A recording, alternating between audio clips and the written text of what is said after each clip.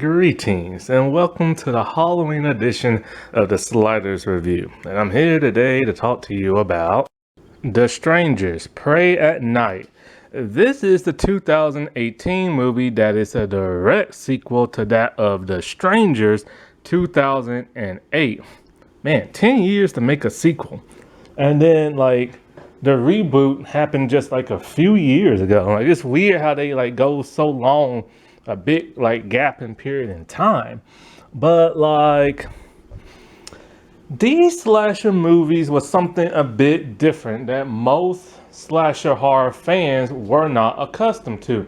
Yes, you still have your slasher wearing costumes and everything, or technically masks in this situation, but it's more of a real life home invasion type thing. See, the first movie was based on real events because of home invasions that was happening around a certain period in time. I believe back in maybe the 70s or 80s, something like that. And the first one was written and directed by Brian Bertino. Now, he only wrote this movie along with Ben Kentel, but Jonathan Roberts is the one who directed this movie. This movie had a smaller budget than the first movie, only a budget of $5 million, and it made a heck of a lot less than the first movie. It only made $32.1 million. The first movie had a budget of $9 million and only made $82.4 million. And the first movie was actually both movies are the same length of time. Personally, for me, I'm not really a fan of the Stranger franchise. I find them intriguing, and I find them they have some good moments in them, but they seem to be rinse, wash, and repeat mostly. All three movies, the third movie is a complete reboot, and the second one to the reboot movie, nobody knows when that's gonna come out, but fans of the original The Strangers did not like the reboot because it was literally a rehash of the first two movies, just with a different cast, and reworked it just a little bit here and there. But that's the problem I'm having with all three of these movies. They always follow that same type of format and everything, and it's getting a bit stale and it's getting a bit boring. Although most people don't like Prey at Night, I like it a little bit more than the original. But I don't know. I think sometimes I like the reboot a little bit better than this. I think one of the reasons why I like this one just a tad bit better is that I like Christina Hendricks and I like Bailey Madison. I'm a fan of both of theirs. So since they're both in this movie, I'm like, hey, all right. But the problem is Christina don't last long in this movie. It really pisses me off. And so I really wish we could have gotten a whole lot more of her in this movie. Boy, she would have made a great slasher queen back in the 80s. But anyways. And so yeah, I just never particularly been a huge fan of this franchise, mainly because there's no motive as to why the three strangers do really what they do. It's always the Scarecrow, the pinup doll, and the baby doll. And so no, Dollface, that's her. And so it's always these three people. We don't really know who's underneath the mask. Sometimes, on a rare occasion, they will show who's underneath that mask if the person goes down. But you don't know who they are because you never see them in the beginning of the movie. They're literally strangers, and we don't know their motivation as to why they break into people's homes and murder them and stuff. Why the Scarecrow loves to play the piano, and why either Dollface or Pinup Doll just likes to dance around. They're three odd people, and when you capture one of them and you ask them plain and simple, Or when they're walking away, it's kind of like, why are you doing this? And they're just kind of like, or they'll say something like, because you was here and everything. So they really don't have no motive. They just do that for some reason. And then they always do this whole thing where they knock on somebody's door to make sure they're there. And they'll ask the question, is Tamara there? Nobody knows who this Tamara is. Now, fans are hoping that with the second rebooted movie, the sequel to the rebooted movie, we'll get some explanations and stuff, or because there needs to be. We're in a point in time where slasher movies need a motive. You didn't really need one in the 80s, but starting with the 90s with Scream, you needed a motive. Because it's a heck of a lot funner to know why the slasher's doing what they're doing, and it helps explain things a heck of a lot more. And so, with this movie, I do like the family a heck of a lot better in this movie than I did the first movie, because it's an actual family, a dysfunctional family, but that's how it normally seems to be. In the first movie, it was like a couple that was about to get married, and it was hard to invest in them because they both just was kind of like done with each other. And so with this family, the daughter, played by Bailey Madison, she's a disgruntled teen. She's a bad girl. She likes to smoke. We don't know exactly what makes her the way she is. She's just pissy at everything. But it's becoming a real problem with the family where they're thinking about sending her off to military school. It would have been nice to get a flashback or some scene of her acting out, but we don't. And so just like in traditional Stranger fashion, they go somewhere and they're at kind of like this almost like bed and breakfast, cabin in the woods, B&B kind of place that's out in the middle of nowhere and stuff. And so they're there, but they're going to visit some of their family members. But their family members are not there because they've been killed and they don't know that yet. And so like always, they're there, they're in the house, and a knock at the door with somebody asking, is Tamara there? Then a lot of strange things start to happen. We see the strangers sneak into the house, but they don't really do nothing. They just kind of stand there. And so then after a while, more strange things start happening. The family kind of leaves the house. And when they go back, when all the freaky stuff starts to happen, they go back into the house to realize something. All of the cell phones have been destroyed.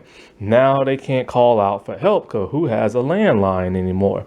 And with them being out in the middle of the woods, that's where the fear comes from and everything. They are literally stranded. And so in more typical fashion form, it's always kind of like the same, but this time it's a little different because the teenage girl wandered off and the brother went to go get her. So as they're talking and doing the teen thing, they go to I guess their grandparents' house and see, hey, they've been slaughtered, only to head back. And then so we see traditionally the male gets in the car and then there's an accident. Scarecrow dude normally rams into them. And the thing that really frustrates me is that the protagonist always ends up finding a gun or a rifle or something, but they never really use it. And it's like, dude, you're pointing the gun at the bad person's face. Pull that trigger already. But they don't do that for some bizarre reason. So, like in your traditional stranger form, the guy gets taken out. And so now the father's out. So you got the mother and the two kids. And the mother's trying to get the daughter out and everything through the bathroom skylight. And she ends up getting stabbed as a result. Pissed me off. They killed Christina Hendricks off very quickly. But I love myself some Bailey Madison. And she does a phenomenal job acting here. I like how she's the moody teenager. But sometimes she does play in other things. And so is now you're a little bit scared because the parents are taken out and now it's just the two teenagers and stuff. You got the brother who's older and trying to protect his younger sister by having her hide out somewhere while he'll lure the bad guys away. And he lures them back away from his grandparents like kind of like, I don't know, it's like a shop they have, and somehow the bad guys know to go there and they sneak into that. So there's a bit of a tussle in like the pool, and I do like that a lot. Like the little tussle in the pool, and then you see like the blood, and you don't necessarily know who it's coming from. And then so the sister ends up finding him and helping him out, but he's been hurt somehow. I forget, it's been a while since I watched this. So basically it's really just the sister left because the brother is hurt.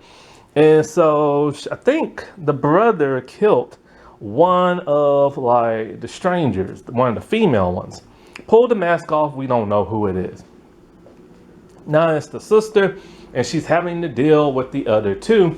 And thankfully, she's able to make it out of there alive.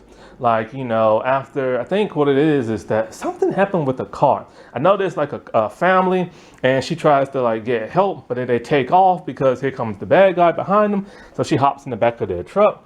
And I think she shoots like the scarecrow or something.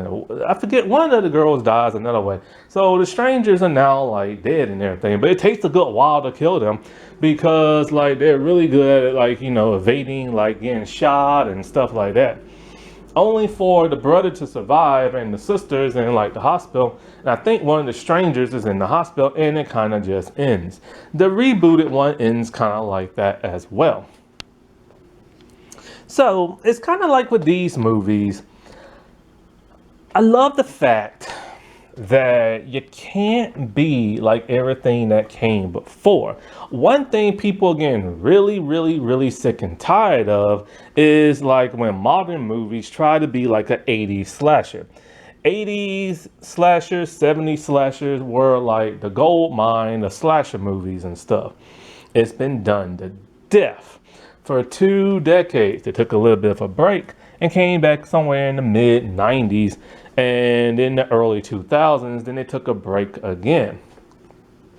Then you got things like Saw that completely rechanged the playing field. You know, it's interesting. You had Halloween that originally changed everything, then Scream, then Saw, and now The Strangers.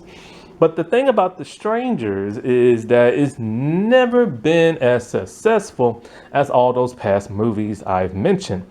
And it's mostly because they stick to a certain formula. It's always the couple or family who can't get along. They make the dumb decisions of like, you know, leaving their cell phones all in one place. Somebody's leaving the home and a stranger comes knocking at night, acting weird and everything. The husband always hops in the car only to get killed. And then like, you know, sometimes they get tied up and tortured. Sometimes they don't. And, you know, and the problem with the reboot literally took from both the first 2 movies and just tried to combine them into one, which was weird to do that and just change the little things here and there.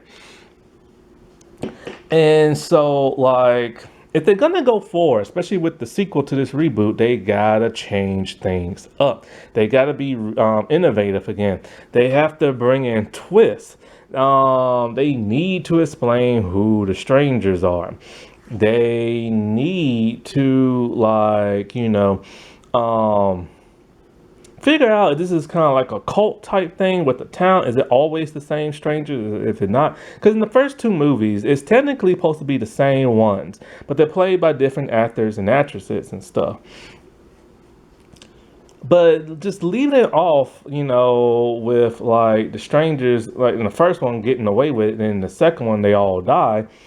I don't know. It's not a good resolve, you know what I'm saying? And the writer director should have thought that out before they let this franchise just sit and then get rebooted. You know what I'm saying? And so I really wanted to like this movie. I've only watched it twice because it has two actresses in there I like. And also the father actor, God, what's his name? He's from The Ring. He was the father in like The Ring and everything.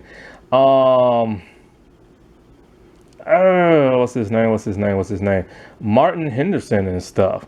Now, Lewis Pullman, the son, I don't know who he is.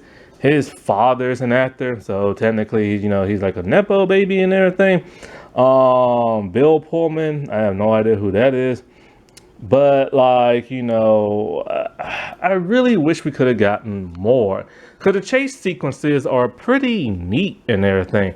But when the strangers sneak into the house and they kind of just look at people, like do something. Like just don't stand there and then walk off screen and everything. Yeah, it's freaky because oh my god, they snuck into the house. But actually do something. Like, you know what I'm saying?